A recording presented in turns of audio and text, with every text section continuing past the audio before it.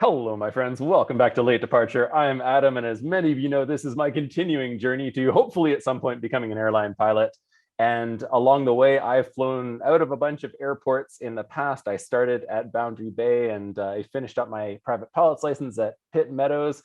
And when I first started out, I reached out to a whole bunch of people to learn more about flying. And I was fortunate enough to meet these two wonderful people. We have Kelsey and Michael here, both from some different airports. And today we're going to talk a little bit about these different airports here. But before we start, how about you two can please feel free to introduce yourselves. I know Kelsey actually just won a prestigious scholarship as well for flying. Maybe you can talk about that briefly too. But yeah, whoever wants to go ahead. Cool, I can start. I'm Kelsey. So my background, I'm an emergency room nurse and I've always had a passion for aviation. A few years ago, I decided I wanted to get my pilot's license. So I started out flying in 2018 at SkyQuest in Langley. During that, I kind of got to know some people in the community. I met some controllers, and long story short, I ended up applying to NAV Canada and getting in to be a terminal controller with them. So I did a year and a bit, or almost 2 years of training doing that. And then COVID happened, and then restarting up training with NAV Canada. We all got rehired in January. So this summer, I kind of just made it my goal to finish up my flight training, and my original school no longer had room for me unless I wanted to fly just a few times a week. So I started researching other schools, and I was really hoping to fly 4 or 5 times a week. So I ended up choosing a school in Abbotsford. I started in June and I just finished up mid-October. Yeah. Congratulations again on that. Thanks. I'm Michael Orgazinski. I fly out of Boundary Bay. I'm a student pilot at Pacific Flying Club. I'm almost ready for my PPL exam due to the weather and other circumstances. I'm not at PPL yet, but I will be soon. How did it all start? I started as a software project manager. Now I'm an agile coach with companies. So I spend a lot of time in front of a computer, and flying has always been a dream of mine. It's a great counterbalance to what I do. I love it. And I think like each one of us, there's this passion that, you don't know until you start doing it. For me, it was the first time where, I did my first takeoff. I mean, it's not a big deal. We know that, but the first time it's a big deal. And I had this feeling that, like you drive the bike, you ride your bike for the first time. And this feeling was here again. And I was like, oh my God. So that was my confirmation that this is it. I'm really excited about it. I want to do it. Along the way, Adam, I think we met online through Facebook, right? Mm-hmm. And I think the power of community in aviation is amazing. Mm-hmm. It's just there's a lot of stuff that we do, but we also need to have each other's back. We need to share things like which school, where, which airports, whether. That's what we're doing today, right? We're going to talk about the airport. Let's talk about them and compare them. So yeah, I love what you're doing, Adam. Thanks for bringing us together. Oh no, my pleasure. It's my honor to have all these other people. Like I said, I'm much newer into this than both of you are, and I still have so much to learn. And I just love sharing stuff because, like you both have probably seen on the Discord channel there, we get a lot of people asking a lot of questions. And fortunately, we're gifted by having a lot of experienced people, both students who've been around for a while and also some really interesting instructors and pilots as well here and there. But yeah, it's such a great thing. And today, because a lot of people, and they've been asking me this, well, actually they ask me almost every day or every other day about where should they go flying. And of course, like flight schools, like while there are differences in flight schools, for the most part, flight schools, they generally follow the same kind of patterns and things like that. And so for me personally, and maybe for both of you as well, one of the biggest factors for whether I could actually do my flight training or not was actually mostly to do with the airports. And something I noticed, because like my instructor, he had me checking every single ATIS in the whole area. So not just Pitt Meadows, but I had to check Vancouver Terminal, Boundary Bay, Abbotsford, Langley, and go through all of them. And one thing that I noticed is there is definitely a big difference in terms of winds, in terms of clouds. I don't know how. For some reason, Boundary Bay has something going on, and it goes up to Abbotsford, and then Pitt Meadows is kind of sheltered in the mountains there. But so, just in your experiences, yeah, like what? And of course, Kelsey, you said you experienced also at Langley and also at Boundary Bay as well, right? So Yeah, a little yeah. bit. So tell us a little bit about that. How did you experience these airports? Like, how were they? What were you kind of doing in I terms of like got some weather and notes. all that stuff? Oh, nice. You brought notes. Okay. So I kind of broke it down to my, disadvantages and advantages for Abbotsford. Mhm. So full disclaimer, new PPL. So I, have limited experience at all these places. I'm sure there's a lot more things that I'm forgetting, but the main points that I was able to think of was that, so for Abbotsford, I'm not sure about Pitt Meadows, Adam. I know Boundary Bay has 4 or 5 flight schools. Abbotsford only has 3, so it's not super congested with training aircraft. There's technically a 4th school, but I'm just going to say 3 for now. The controllers at Abbotsford are great. And I know you've mentioned at Pitt Meadows, they're just so understanding and very patient. And Abbotsford is kind of the same. No complaints about the controllers at Abbotsford. They are very helpful. In terms of like waiting to take off, waiting for clearance, there's usually only 1 to 2 planes ahead of you. I know when I've been at Boundary Bay, there's been a lineup of 7, 8. Yeah, it's pretty wild. And when you're paying for Hobbs time, it definitely adds up. And then in terms of like, if you're being denied circuits, I think in my training, and this is just my experience, maybe I've been lucky, but I've only been denied circuits probably 2 or 3 times in my training. Once was on my flight test, and then my instructor said, go back and tell them it's a flight test. So they're like, okay, never mind, actually we'll accommodate. So that was great. What else here? In terms of the area, something I found different from training at Langley and then Abbotsford was Langley is kind of just all farmland, and I found it very challenging with navigation. It might have just been my inexperience in the beginning as well, but I personally found landmarks at Abbotsford are super obvious. I'm a little bit directionally challenged, so having really obvious landmarks was really helpful for me. What else here? And then as well with the area, the practice areas. So you've got Sumas practice area out to the east, which is it's just a few minutes flight away. I actually kind of measured a few of the practice areas. So 6 to 7 nautical miles from kind of like the beginning of 07 out to Sumas. Whereas at Boundary Bay, you guys have 07 as well, right? And 25? Yeah, 2507. So the tip of 7 to Glen Valley was 18 nautical miles. So that's that's triple. Yeah. I'm sure like with Pitt Meadows, you've got Stave Lake and then Glen Valley is super close. So it's not as much of an issue as Pitt Meadows. The practice area is very close. But if you're comparing Boundary Bay to Abbotsford, it's a lot closer. Although it's kind of a massive flood right now in Sumas. So it's a bit of a sight to see. What else here? So the practice area at Abbotsford is only used by the schools at Abbotsford. I think there's maybe one school that just started at Chilliwack that would be using the practice area. So it makes it pretty quiet and it's not very congested. After they get their scuba diving rating, then they can work on getting out there for those. Exactly. Whereas, Glen Valley is being used by Langley, Pitt Meadows, Boundary Bay. So it's everyone. Yeah, we call it Glen Valley International when we're flying around there. Yeah, so I think that's another, when you're going out to the practice area all the time, the fact that it's quiet, it's not congested, and it's close, those are big bonuses as well when you're paying for your time.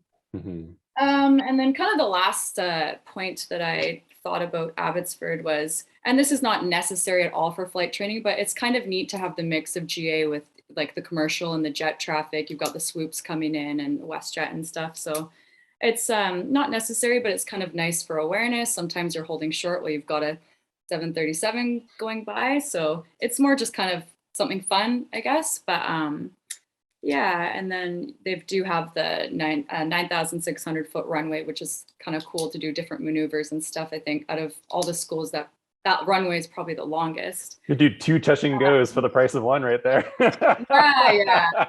Yeah. Oh yeah. Nice for like crosswind practice and stuff. Oh, yeah. So in terms of like negatives, to be honest, I couldn't really think of too many negatives. I really like the airport. I much prefer it to when I was training at Langley. The thing would be the commute. So if you live like Adam, you're out at UBC or Vancouver, it's going to be a really, really long drive. Even for me, it's about a 40 to 45-minute drive. So it really does add time. Like maybe at Boundary Bay, you're going to be waiting in line to take off, but it may even out with the commute depending on where you're coming from if you were to go to Abbotsford. So yeah, and then with weather, I personally didn't experience any crazy weather. I don't know if maybe they get more snow at Abbotsford, so if you're commuting in the winter, it'd be more challenging. But yeah, that's kind of the main points that I came up with for Abbotsford Airport. Wait, but weather, because every single time you compare weather between Abbotsford and Pitt Meadows, Abbotsford is easily like 10 knots higher winds, and like you got like a wind tunnel going through there. I don't know what's going on. Like it goes like right up to the bottom of, or right north of Sumas, the mountain there. And it just, I have heard that like yeah, Boundary it's crazy. Bay crazy winds as well. I don't know if Michael, you can touch on that, but people have said on average Boundary Bay's winds can be a lot stronger. I guess off the water, and they're getting like the sea. Yeah, we get the gusts. Quite often it's 10 gusting 15 or 15 gusting 25.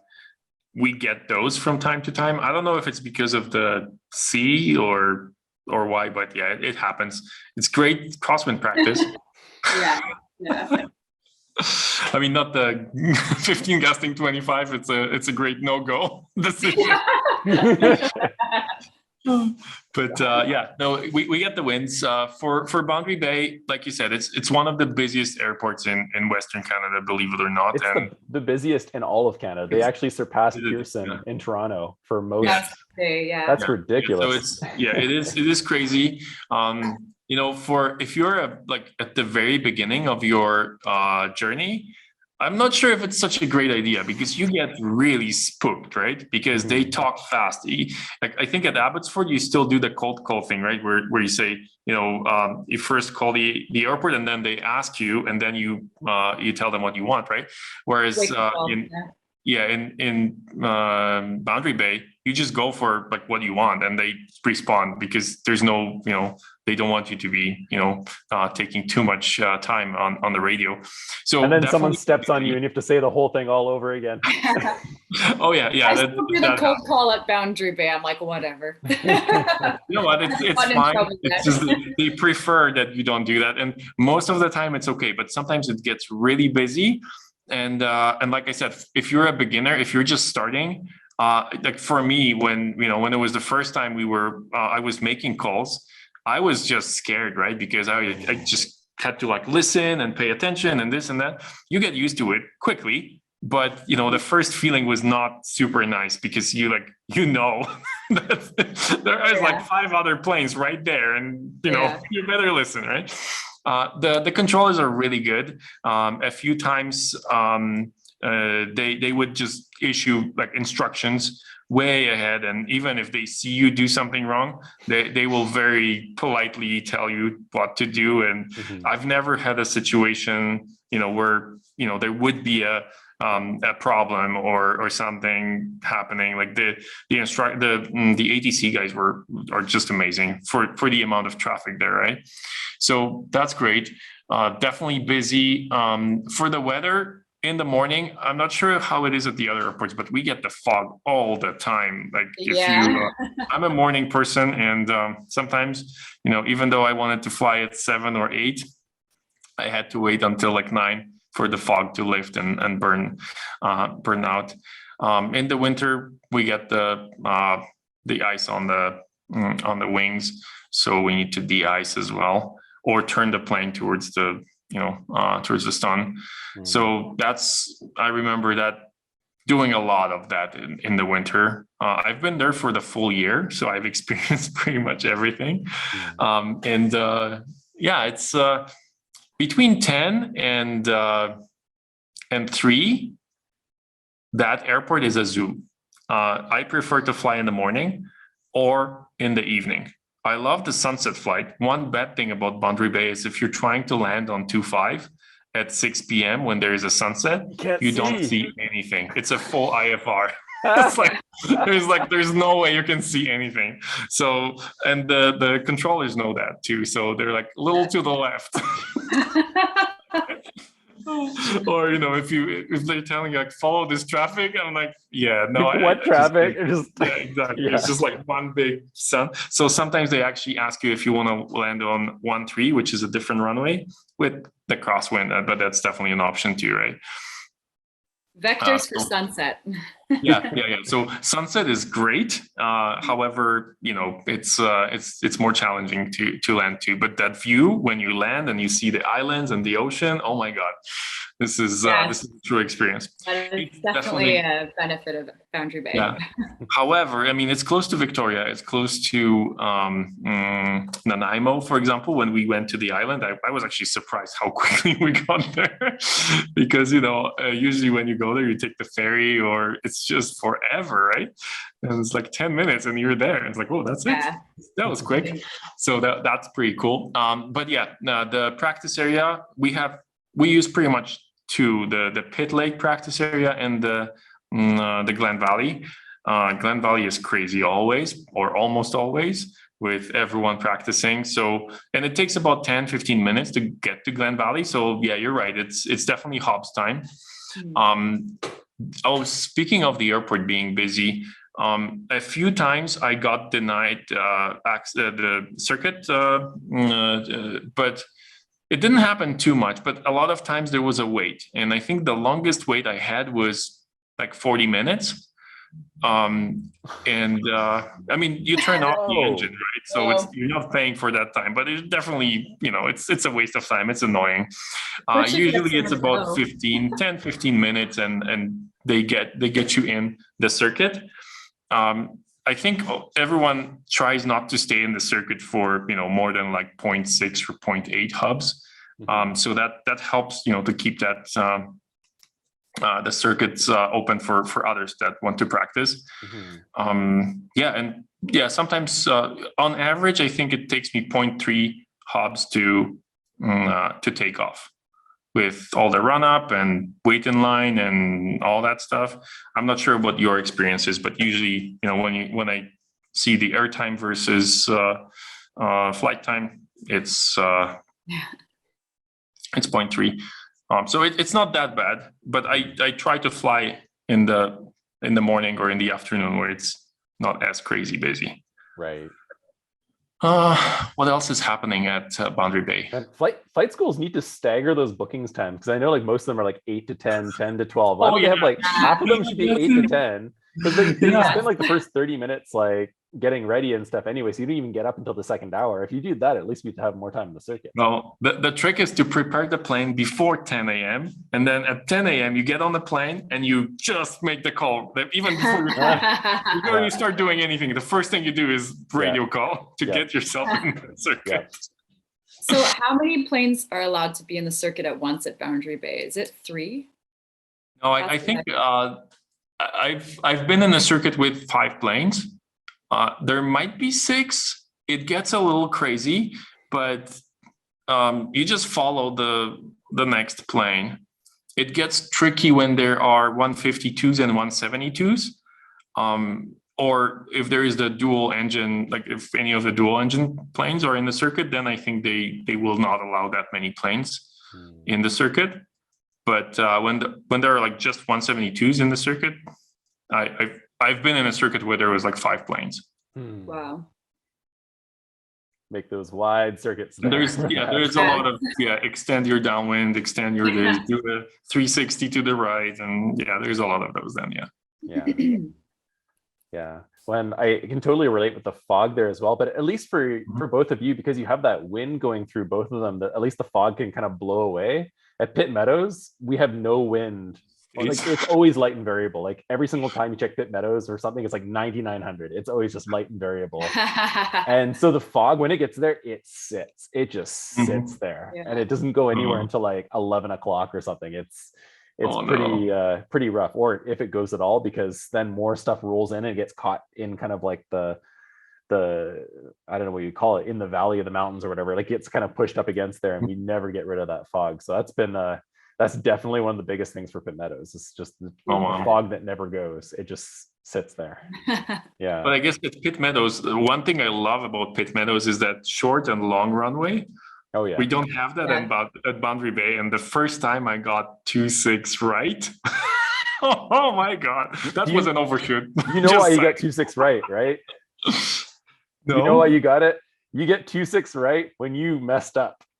And they don't want to deal with you. I learned that the hard way. Like one time I'm going out and I did something silly, or I didn't I was supposed to maintain runway heading or something, like, all right, that's it, 2.6 right, you're gonna do right hand circuits now. And I'm like, okay.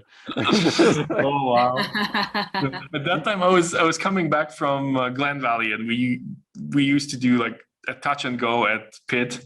Yeah. And because the first time I completely, like, that was not that didn't work. Yeah. So I did a circuit, and then but the short runway was a true eye-opening experience, because at Boundary Bay you don't have to, like, you just power idle, and wherever you land, you will land. It's fine. You're gonna make it.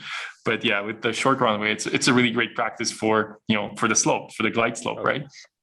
Yeah, you could land like 3/4 of the way down the Boundary Bay runway and still have enough room to just take off again. But a lot of times when it's busy, you're actually supposed to do that, so you get off the runway faster, right? To the taxiway. So sometimes we actually touch down on the 1,000-foot markers, or even further down, just to get away faster. Yeah. Mm-hmm. Well, I'm totally glad that we started with Kelsey, because that's the amount of preparation there was awesome. It set up a great framework for how we can do the interview here and talk about it. But going kind of off the pattern that Kelsey did for Pitt Meadows, we already talked about a few of the things. But in terms of flight schools, there are actually quite a few now. I think we have about 5 there. Mm-hmm. And that being said, not all of them are super busy, but all of them have at least a reasonable amount of students. And we also have flight schools on both sides of the airport.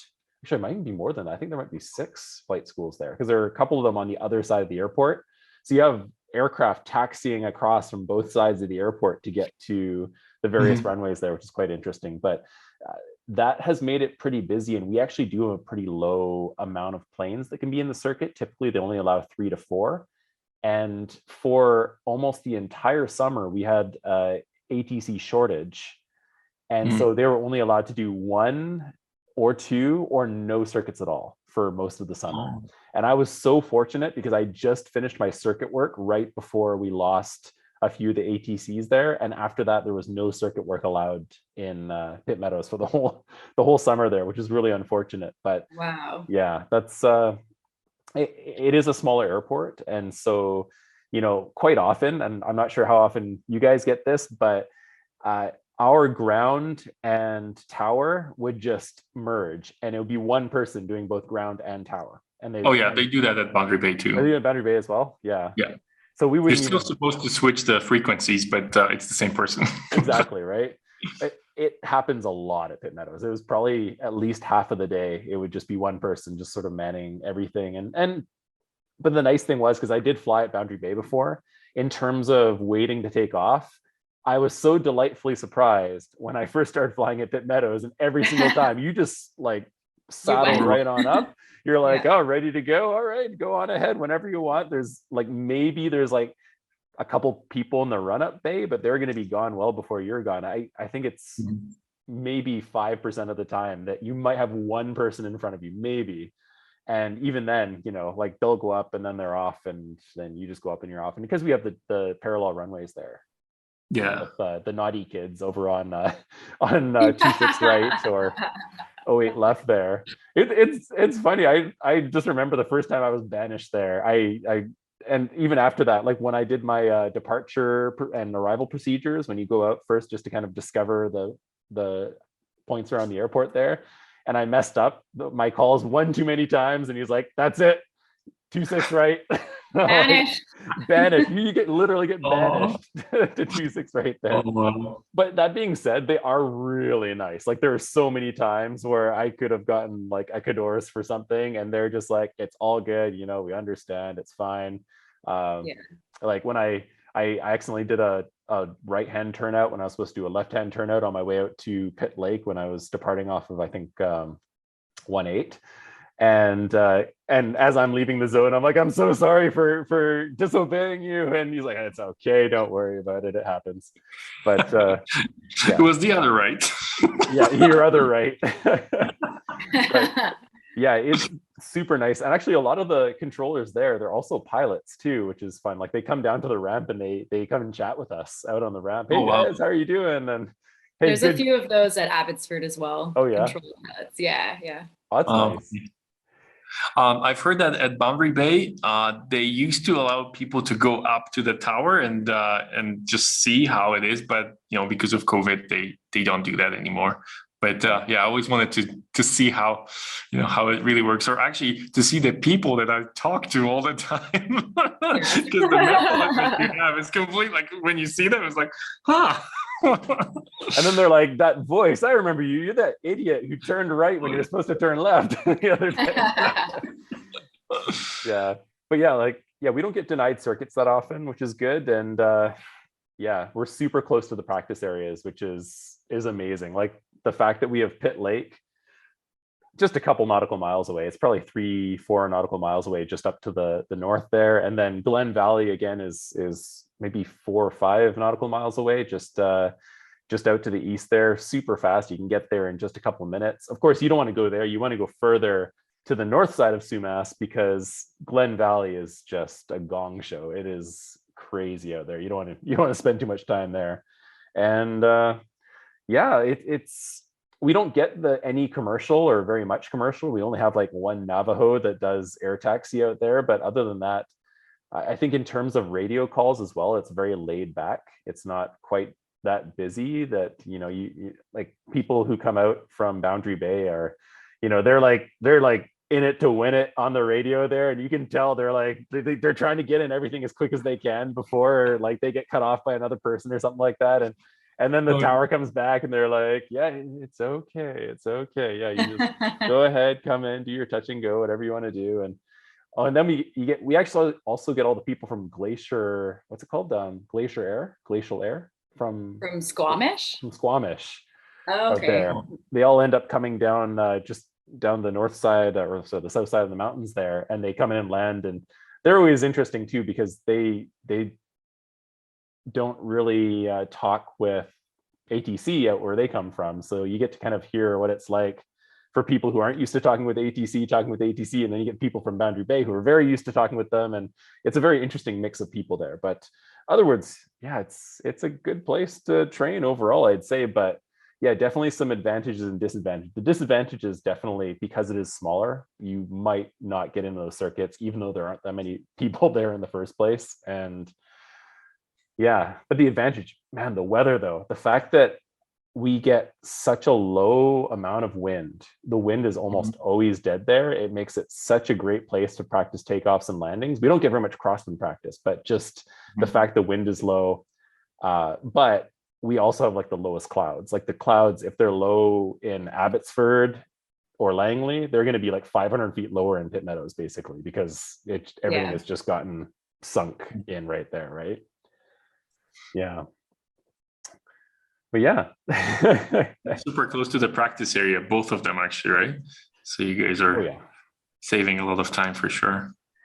Yeah, and that's a big thing for me too, because that commute, it is time spent that you could be doing your upper air work and stuff like that. Like as important as en route procedures are, and I'm sure you get some really great practice with that going to Boundary Bay and being able to make this massive trip. You're doing your own kind of like mini cross country every single time you go out, right? But yeah, for us, no, it's just you're right there. You get to do the practice, and you don't have to wait in line for anyone and stuff like that. It definitely is a great place to be. But that being said, I do know that because it is that way, they do have a lot of flight schools building up there, and I can see it getting a lot busier. Like Monterre, which used to be in Boundary Bay, is now at Pitt Meadows.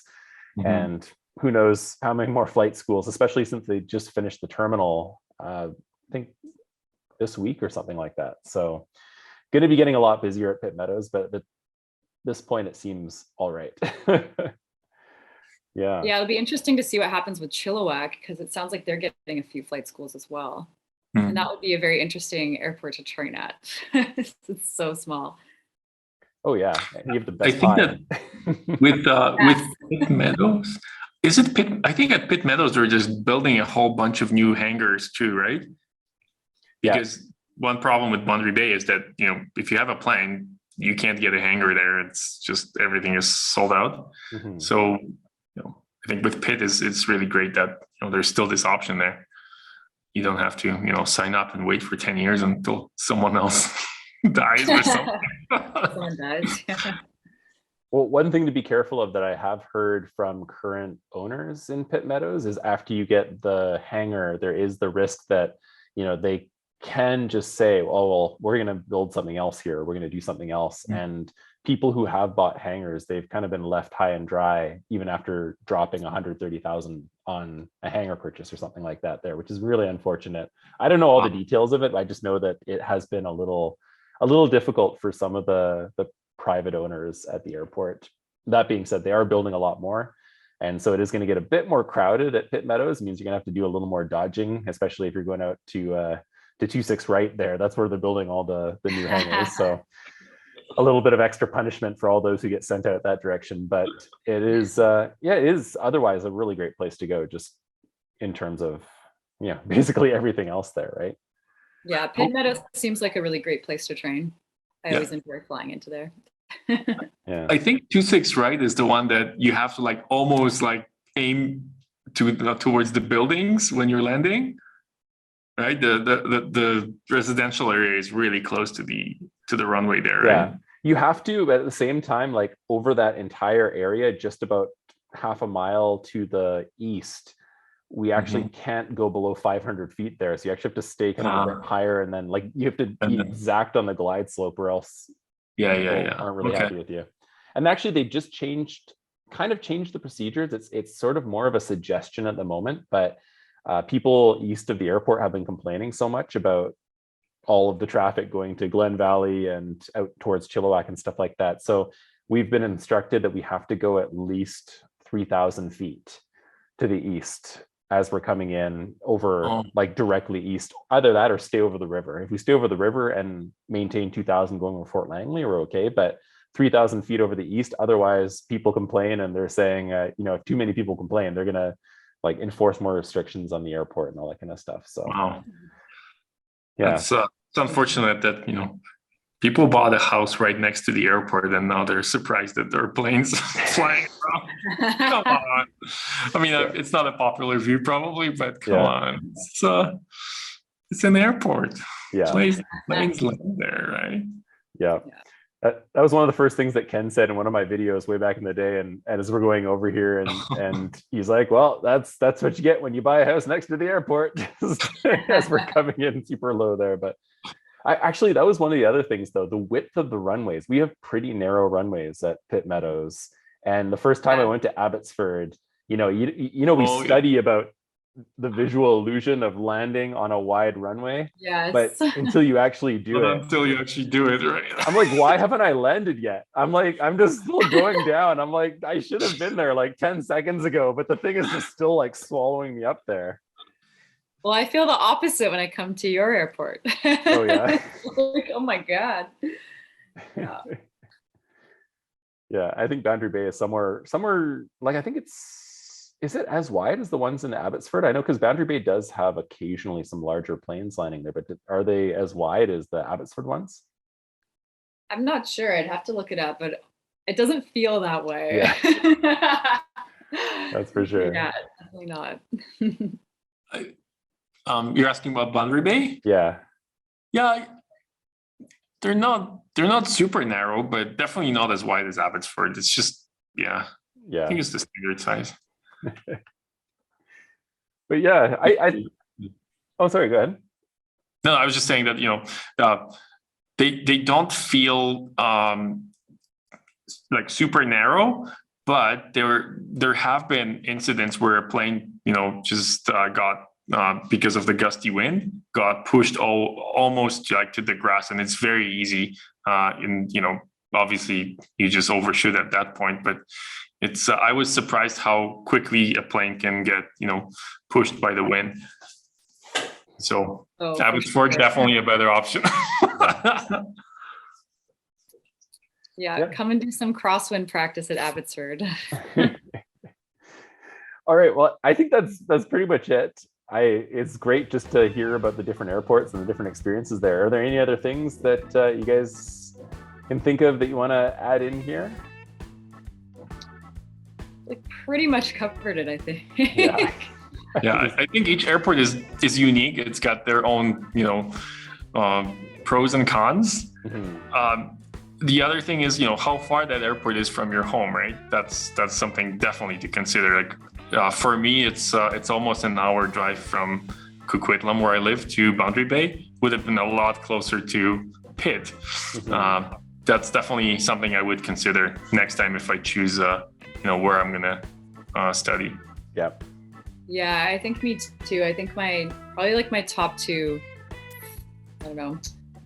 important things for flight training would be like proximity of your house, because the driving is a lot. It's really exhausting, and especially when you want to be fresh for training, and it takes a lot out of your day. I'm sure Adam can attest to that because he's doing a major commute when he flies. So yeah, and then instructor too, but that's another topic. That's another topic. Maybe another day we can talk about instructor choices and all those kinds of things. But yeah, and Totally. that commute, I can tell you, 3 hours at least every day going back and forth is it's not fun. I could have gone to Boundary Bay, a 30-minute drive, but no, I had to choose Pitt Meadows. So commend you for that.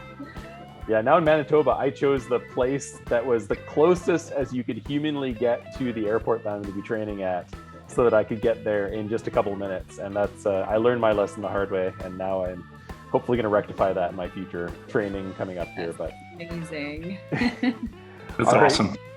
Right. Thank you both so much, Kelsey and Michael. Thank you for coming out and just sharing that with us. It's just absolutely amazing to have this input and just be able to talk about this. And this is a discussion that I very much would have liked to hear maybe 4 or 5 months ago when I first started out. And I know for a lot of other people, this will be a very valuable conversation to kind of listen into and help making a decision if they want to come out and brave the very interesting weather we have out here in British Columbia, but also arguably maybe one of the most beautiful places to fly. I don't know. It's a very pretty place to fly, but at the same time, yeah, there are always the pros and cons to each place for sure. Absolutely.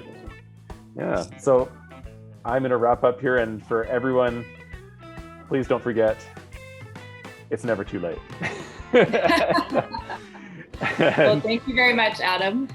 My pleasure. Thank you both. And we'll see y'all next time.